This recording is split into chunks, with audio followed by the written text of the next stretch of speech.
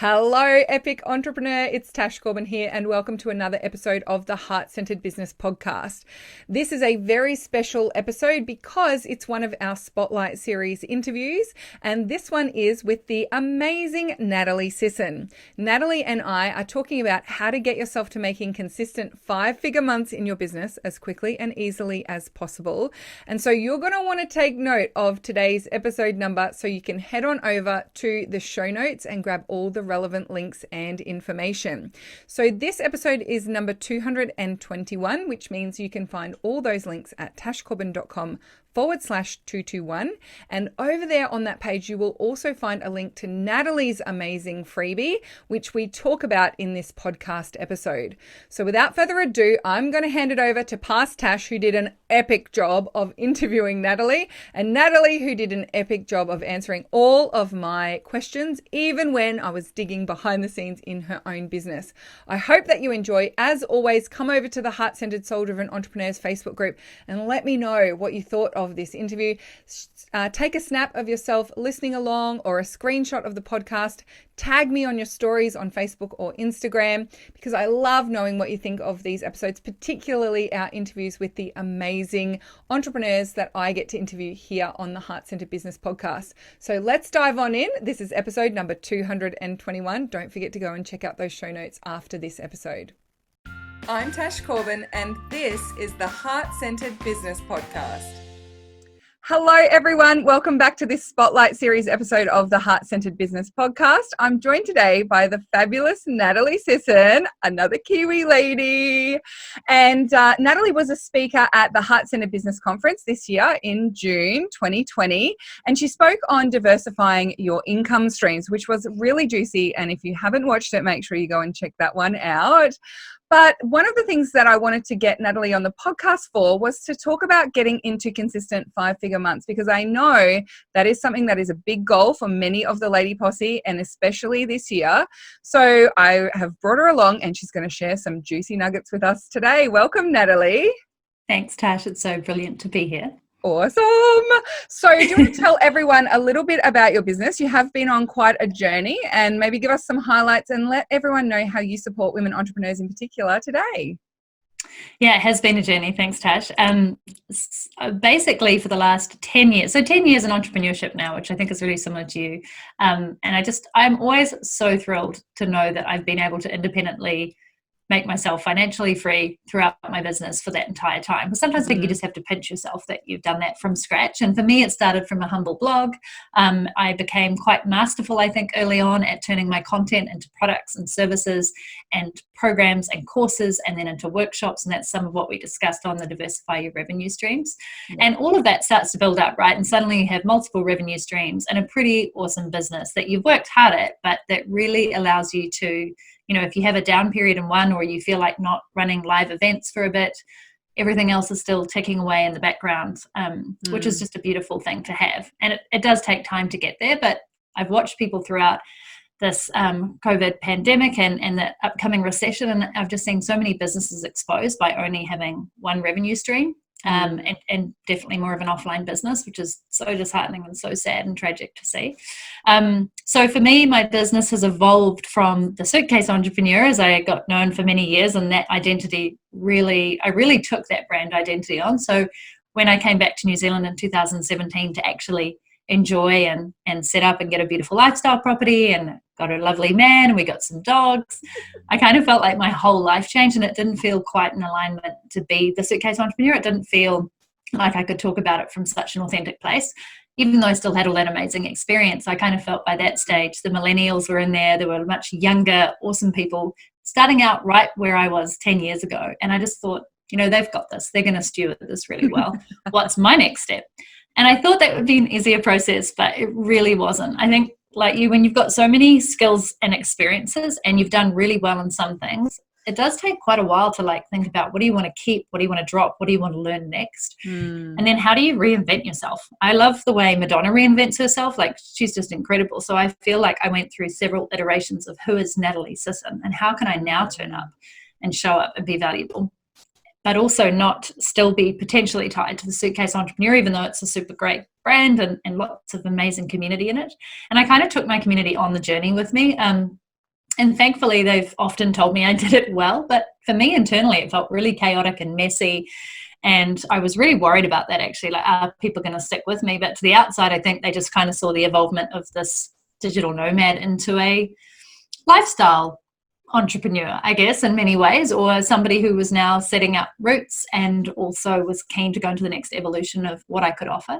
So these days, currently, and at the start of this year, I made a decision finally, after many years of toying with it, to really just solely focus on women and women entrepreneurs. And I know you do, Tash, it's awesome, but I've been thinking about it for ages because 80% of my clientele has always been women. And I think once I made that shift, that was huge for me because it related to what you talk about all the time. I was super able to relate now to my niche, and I was able to refine that more, and I was able to get really clear in my marketing and messaging. Yeah. And then in addition to that, I finally got super clear on my mission. And I've always been one for having a mission, a really strong sense of purpose of what you're doing and why you're doing it and what the impact is that you want to make. And for me, I came up with mine while sitting on a bicycle training for a triathlon, listening to a video around missions, and I just got it. Like, it just came to me, and I remember leaning over on my bike because I was an indoor trainer, and I was writing on the whiteboard there, like literally falling on it, trying to write out my mission, which is to help 1,000 women earn 10K a month and contribute at least 1% of their revenue to a cause that's dear to their heart, and that in turn creates a ripple effect to other women's lives. Yeah. And honestly, it was that clear in that moment, and I was like, oh my gosh, that's it. And everything's really changed since that point for me because, again, it's allowed me to niche down even more. It's allowed me to understand what are my priorities, what am I producing, and exactly who it's for and who I want to help. And it's allowed me to just focus, which, you know, we're both similar, I think, in that we have great ideas all the time and we really want to do them all, but it's really allowed me to just focus on, no, this is who I want to serve and help. So I need to stay here and make sure that I'm continuing to do that. And all my energy is going into helping them. Yeah. But it's been a journey. It's like, I feel like for 2 years there, I was wavering around and really just trying to find my feet. And I was happy to go through that, but it's not easy, I don't think, especially when you've had a super successful business as one brand and then you completely pivot. And also settling into New Zealand at that time and putting down roots. All of those things have made it a richer experience, but it's certainly taken time. Yeah. And just quickly to touch on one little key point here, and I see this as something that it's a big lesson that we all have to learn as entrepreneurs. And one of the most fundamental principles of entrepreneurship is being willing to make mistakes publicly with an audience. And that takes a lot of vulnerability to be saying, I don't have the answer yet. I'm going to go on a journey exploring, and I'm going to do it really openly and publicly, and you can follow along with me. And this might completely see me fall flat on my face. And if it does, you get to learn from that. So I think it's a really beautiful thing that from early on, because you had such a strong blogging background, you've always taken your audience with you, wherever it is that you're going and whatever it is that you're trying. And that is the mark of such a strong entrepreneurial mindset, to be able to do that. So I think it's something to be congratulated for sure. So I would love to know your take on, why do you think that so many women entrepreneurs in particular get stuck under 5-figure months, right? $120,000 a year. At the end of the day, for a business turnover mark, it's not particularly significant. There's definitely some bigger milestones that we need to hit for that true financial sustainability and being able to hire team members. But we do see so many women entrepreneurs kind of caught in that space of wanting to get to 10K months, wanting to get to 5-figure months, and not being able to get there, or getting stuck just under, or struggling to get to that point. Why do you think that that's so common? It's a really great question. I think it's all relative, right? Like, when I speak to somebody who has an 8-figure business, they're like, why are you in the multiple 6-figure? It's one of those things that I think sometimes we don't stretch ourselves beyond what we know in our immediate kind of bubble or our boundary. And particularly for women, I think part of it is systemic in society and how we often put others before us. We are very community driven. We always think about others. We really provide a lot of value and don't necessarily charge what we're worth for that. We're constantly thinking about others and how we can support them. And I do think that, combined with just a lack of opportunities often around funding, investment, support, mentoring, and mentors that we can relate to, kind of both of those things add up to us playing a slightly smaller game often, or not necessarily thinking about what's possible. And I think one more thing that I've definitely seen, especially with ladies in my 10K club, is that it's just about somebody challenging you to what else, and how is your impact tied to your level of income, and how do those two things actually allow you to do so much more. So often we get stuck in I'd like to earn this because this would give us a comfortable living and it would pay our mortgage and pay our bills and we'd be able to travel and the kids are in school and all those things, but they don't necessarily think about, well, what the heck would I really want? Like if I was able to make 5 figures a month or even 6 figures, we could be financially free. We could start investing in other people's businesses. We could start investing in, charities that we really think about. We could set up, funds. We could set up charities ourselves. We could create communities. It's just a pretty beautiful thing, but it takes, I think, quite a lot of space and time to just let yourself dream into a bigger picture and not think of it as selfish. Because there's a certain point, I think, when people start earning lots of money, there's this, oh, why are you being so greedy? Or women think that about themselves versus I love to think about it as I don't necessarily need this money, but wow, look at what I could do with it in terms of impacting others. And that's where I think it gets really exciting. Awesome. And so a lot of what you've talked about there, it seems to be sort of mindset orientated rather than necessarily the strategy.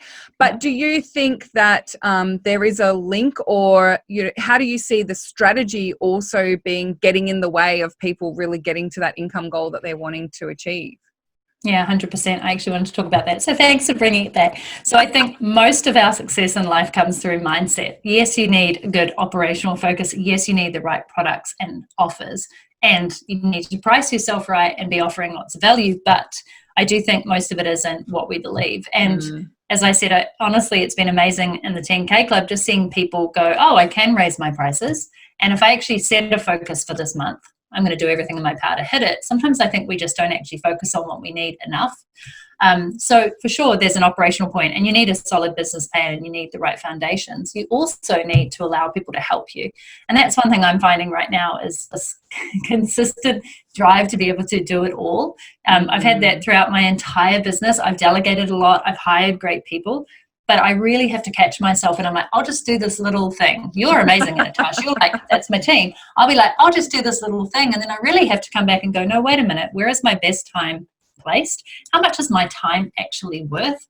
And what about my capable team who can do this? So I do think for women, it's a mindset for sure of belief in themselves and how they can scale. And then it's also that they need to bring in help to allow them to go to that next level. Yeah, beautiful. And another speaker from Heart Centre Business Conference, Denise Duffield-Thomas, she talks about the biggest leaps in her income always came when she brought on new team members and really nailed the delegation and outsourcing in her business. That's where the biggest leaps came from. It wasn't necessarily from anything she did other than letting go of things. And I think that's really reflected in what you're saying as well. So it seems to be quite a common theme that people who have got through that barrier and into that next phase of business do talk about. So I want to then kind of circle back to the mindset issue then. And I'd love to know your take on, like, what is it that women need to do in order to really open themselves up to the possibility of that 5-figure month and actually start moving towards it? Yeah, I've always said this. I think there's a couple of really key things. Is one, who you surround yourself with. So as entrepreneurs, particularly women, we can often get really isolated. And you know how awesome it is, like at your conference, even with it being virtual, just the amount of connections and friendships and potentially joint ventures and business partnerships that came out of that time together. Yeah. It is so inspiring when you're in the room, virtual or physical, with other people who are doing what you want to do. Maybe they're already where you want to be, or they're on the same path. It just amps you up and gives you so much enthusiasm and motivation to do it, versus hanging around people we love and our friends who just really aren't operating in your level, or they're not interested in what you're doing. It can make it really hard. So first off, I think surrounding yourself with really top quality other entrepreneurs and mentors. So the second one would be really great mentors or people that you admire who you can choose to talk to once a month. Just make sure you're on the right track. They can give you a bit of a pep talk. And the third, I would say, is hiring a great coach. And we were just talking about this before we hit record. I've hired my first coaches. I hired 2 last week on the same day because I was like, this is ridiculous. I've been coaching for a decade and I haven't had my own coach. And I know what leaps and bounds people make when they have somebody else holding them accountable, them to a higher ground, and just believing in them. Just even the call that I had with my new coach, she was just like, oh, you can totally get that $1 million business in less time than that. And I was like, yeah, I can. Like I thought it, but it was really lovely to have somebody back that up and believe in you. So I would say who you surround yourself with, the sum of the 5 people you hang out with most has been known for ages, but I really think it's about the quality of those people and who's there and got your back. And if you're consistently surrounding yourself with that every single day, you can't help but shift to that next level of thinking that's going to allow your business to shift to the next level that you need. I honestly think most of the time it just comes down to that. Yeah. And so in that same vein, like I know for myself when I see, when I went through that transition into a 6-figure business, there were like some real big kind of shifts that I had to make in who I am and the way that I worked in my business and how I saw myself and those sorts of things. Where do you see people are really like making mistakes in this space? Like what is it that you see women doing, for example, that really frustrates you? Like, no, don't do that. You could just do this and it would come through. Are there spaces where, it gets you really ranty about what people are doing and maybe the mistakes they're making? Yeah, and I make them as well. I just want to be really hands up honest about that. One of the biggest that I see people doing is this making assumptions. Assumptions are the mother of all. Because, people say, oh, I just know that they're not going to be able to pay me that much. And I was like, was that in a conversation that you had with your ideal client where they specifically said, I can't afford you? And they're like, no, I just guessed. I'm like, if you're guessing or you're assuming, it's because deep down you don't believe you're worth it, not that they don't. And I always just think that is one of the things that gets me really ranty, because until you chat and have a conversation with your ideal customer, or you get on the phone with them, or you have an email conversation, you can't assume that they can't afford you. This is all in your mind. And so you're already sabotaging yourself before you're there. We've all done it. Yeah. Same with raising prices. And the third with niching down. Everybody gets really scared about that suddenly. Oh, but I don't have enough of an audience now. I'm like, there are so many people out in the world, over, how many, 7 billion plus now. We all have a piece of the pie to be able to impact these people's lives. We all have the opportunity to get in front of them and have them as customers. And if you think about yourself, you have multiple people that you buy from, invest in, etc. It's not like there's one person for every one person. So I think those are the 3 ones. Making assumptions about things that you don't even know yet about your ideal customer, and at the same time undervaluing yourself, and then also sabotaging yourself before you've even got there. I think it's super important, and I do see that's what stops people. And the third is all about what you focus on. So where your focus goes, energy flows. If you're constantly telling yourself you're not good enough, you're not charging enough, you don't have what it takes, you're not capable enough, who am I to be this, the imposter syndrome, which I'm doing a lot of research for my book on right now because it's fascinating. It's not actually a mental health issue. It is purely a mindset issue and really, really linked to confidence. If you're constantly telling yourself those stories, guess what? That's what shows up in your business. And I've done it before. I've like, all those things. And then that's exactly what happened in my business. Versus I sometimes wish, Tash, we could go back to the first couple of years of business when we had no limits because we didn't know what was not possible and we hadn't failed. Even though I do love failing now, we hadn't failed. So we just went all in on it and we didn't second guess, and we just made bold decisions, and there was no imposter syndrome, or if it was, we're kind of like out of my way. And I think the more we learn and the more we know and the more expert we become, that's when we start to get in our own way, because then we overthink things and we overcomplicate things and we look at our past performance and then we think that'll impact our future performance. And all of it is BS. Yeah. And so when it comes to really scaling a business, scaling income, and we're looking for those big leaps in income, those big leaps in growth, what would you say is your advice? Like if we could sum up your approach or your advice, what would that be? For me personally, what I am seeing, especially with my clients and myself, is the more you focus in on one or two key offerings that you really believe in and that have massive value for people and people are already loving, it's like stick with those until you get them right, and you sort out your sales funnel, and you sort out how to amplify that, whether it's taking on more team members, whether it's getting your Facebook ads aligned, and really scaling those first to show that it's possible before you start adding in more things. So for me, it's about that ascension model of the opt-in through to the next product, through to the next product, and really mapping out the customer journey of how they're going to evolve with you. Because where I've had trouble in the past, it's because I've either stopped at a certain point and I'm like, oh, I don't have my next thing in place. I haven't thought through the customer journey enough. So for me, scaling is once you have something that you know is really good, don't go on to the next thing and try and add in all the others. Stick with what is working and improve it and continue to optimize it until such time that it's running. And then you can look at the next thing. And it's a piece of advice that I give to everybody, including myself, because I feel we're always trying to go on to the next bright, shiny object. And it really derails us. Yeah. I remember 2017 was the first year where I really felt like I had the potential to have $1 million year.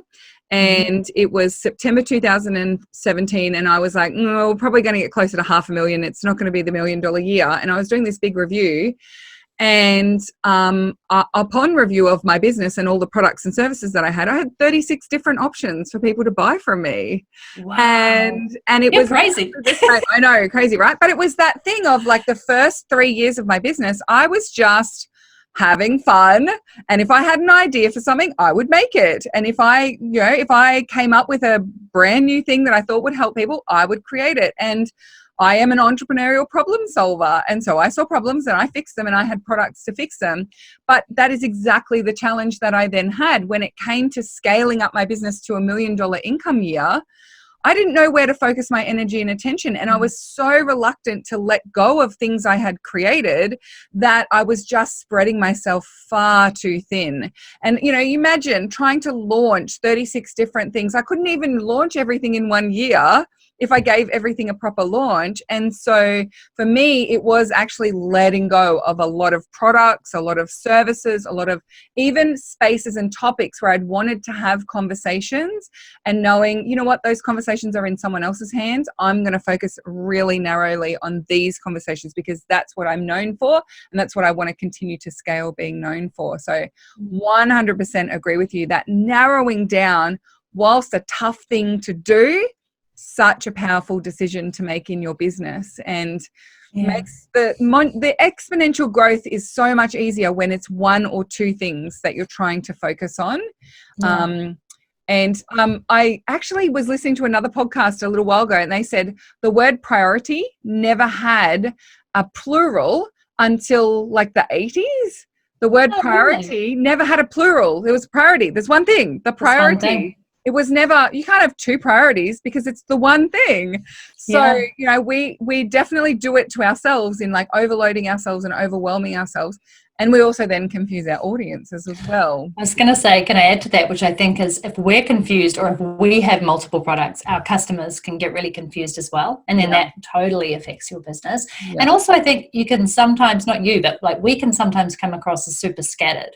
I know with the Suitcase Entrepreneur, I had at one point 9 revenue streams. Not all of those were super visible, but I know that most people used to go, how do you do it all? And I was like, I actually don't know, just make it happen. But that little hint there was they were probably a little bit like, this is a bit intimidating, there's so many things going on, I'm not sure what Natalie wants me to do next. I don't know if that was the case, but you can definitely think about it when you go to somebody's site and they have 20 different offerings for you. It is so damn confusing versus the one thing. And from there, you can take them on that journey, but just people are already overwhelmed enough. Make it super freaking clear how they can do business with you, how they can work with you, and then you can take them to the next step. I love this so much. So I want to just jump into, because I think I would be doing the podcast listeners a little disservice if we didn't also just quickly touch on the diversifying income streams and the different ways that you help people to see possibility, because I think that's one of the most powerful things that you do for people is showing them where they can monetize things that they've never even thought about monetizing before.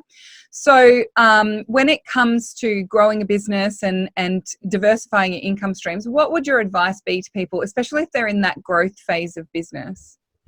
Yeah, I do love this topic. It's so good. I think a lot of this actually comes down to your personality and your working style. So, you and I are both extroverts. You're an uber extrovert. And for me, I always wanted to keep active revenue streams in my business. And by active, that is coaching, whether it's group coaching, workshops, retreats, events. I've worked out over the years that I just love to meet people in person, not don't have to be all the time, but I wanted to keep that in my business. For some people who, just don't love people but love the craft, or they love the process that they take people through, having services that are more passive, or I prefer the word residual, where there is upfront effort, but after that it can be sort of maintained and processed, is really important.